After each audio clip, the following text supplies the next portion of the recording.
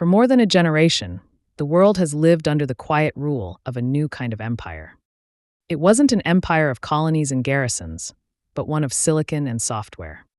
Following the collapse of the Soviet Union, a new Washington consensus was born, one that decreed the world would run on American-designed operating systems, communicate through American-owned platforms, and build its future on American-architected chips. This was the structure of modern hegemony, a form of digital colonialism where the world paid a perpetual tribute of licensing fees and user data, all flowing back to a handful of corporations on the American West Coast. The goal was never merely to compete. It was to establish an unchallengeable, global-scale technological primacy. That era is over. A silent digital offensive is now dismantling that empire, and it is not being fought with armies or sanctions, but with lines of code and superior systemic logic. It is a rebellion, and the evidence of its success is now undeniable. A year ago, the name DeepSeek was known only to a handful of specialists. Today, this Chinese large language model, along with others like Alibaba's Qwen, is being actively and enthusiastically chosen over its American rivals by the rest of the world. This is not a prediction, it is a present-day reality. Global cloud providers like Amazon and Microsoft, in their vast overseas operations, now have no choice but to offer these Chinese systems to their international customers due to overwhelming demand. The reason for this global shift is devastatingly simple, yet profoundly strategic. At first glance, Chinese AI offers performance that is nearly identical to its American competitors, but at a fraction of the cost.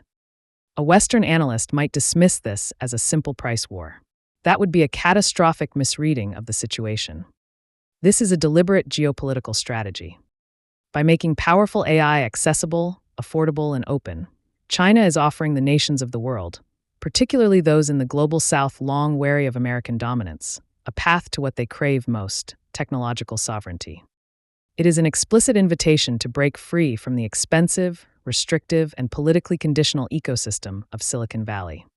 For decades, reliance on American tech meant accepting the risk that access could be cut off at any time, subject to the whims of Washington's foreign policy. After seeing how tools like the SWIFT financial system and software licenses were weaponized, nations now view total dependence on the American tech stack as a critical sovereign vulnerability. This is a rebellion against digital colonialism, and the low cost is simply the key that unlocks the door. The results are now visible at a global scale.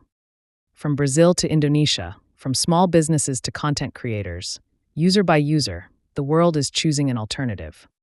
DeepSeek is one of the most downloaded apps in over 150 countries.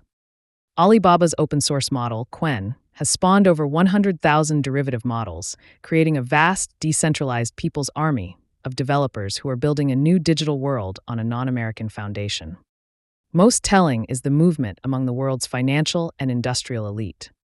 Global banking giants like HSBC and Standard Chartered, and even the money-soaked Saudi Aramco, pillars of the Western-led global order, have opted for Chinese AI solutions. This is not a budget decision. It is a calculated, strategic hedge against a future where American technology is no longer the sole gatekeeper. It is a quiet vote of no confidence in the stewardship of the American tech empire. The central question, then, is how this is happening.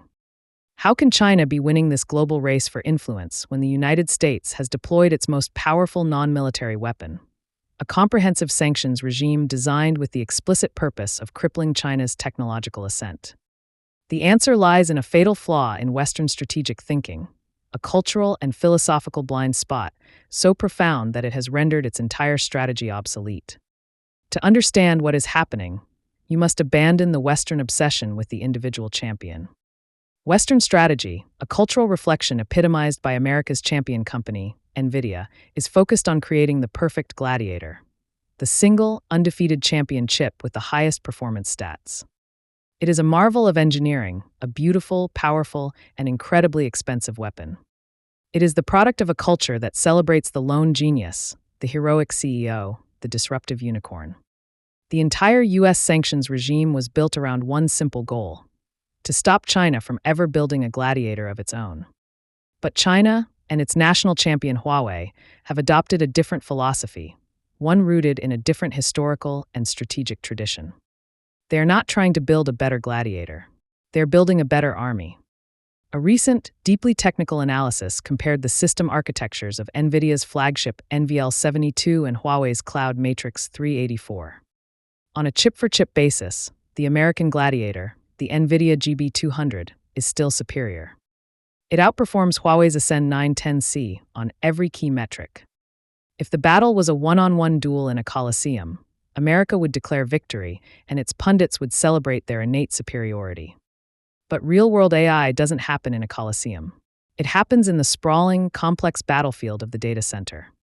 And when these individual chips are scaled up into a massive integrated system, the story completely and shockingly reverses. Suddenly, the Huawei system is many times better across the board. The reason? China's advantages are at the systemic level, in the networking that acts as the army's communication lines, the optics that function as its reconnaissance, and the cohesive software that serves as its unified command structure. While the Gladiator is magnificent in isolation, a modern army, with its superior logistics, communication, and combined arms coordination, will overwhelm the lone champion every time. Washington is still celebrating the sharpness of its sword, failing to notice that its rival is deploying an integrated force of tanks, artillery, and air support. The West looks at Huawei's less powerful individual chips and sees a sign of technological lag. This is a profound error. China sees an advantage in what it calls at-scale design. It allows them to use more chips, arranged in a more resilient and powerful architecture that overcomes the limitations of any single component. Western critics point to the higher electricity usage of such a system as a fatal flaw. But this critique is itself a symptom of a decadent, post-industrial mindset. In China, where national industrial strategy is a paramount geopolitical objective, energy is a managed resource to be mobilized for a strategic goal, not merely a quarterly expense to be minimized for shareholders. It reveals a fundamental difference in national will. This brings us to the utter futility of the American sanctions. The sanctions were a Maginot Line, an impressive, expensive wall built to defend against the last war's threat. It was a wall designed to stop a gladiator. But China wasn't building a gladiator. They were building an army that could simply walk around the wall. The entire premise of the American economic war was wrong from the start because it was born from a failure to understand the opponent's philosophy. This reveals the hollow core of American technological hegemony. For years, Washington has operated on the faith-based assumption that its own metrics for success, the highest single-chip benchmarks, the biggest profit margins, the highest stock prices, were the only metrics that mattered. This was not just a market projection. It was a deeply ingrained cultural belief in its own exceptionalism, a belief that because America invented the internet, it had a divine right to rule it. But these are vanity metrics.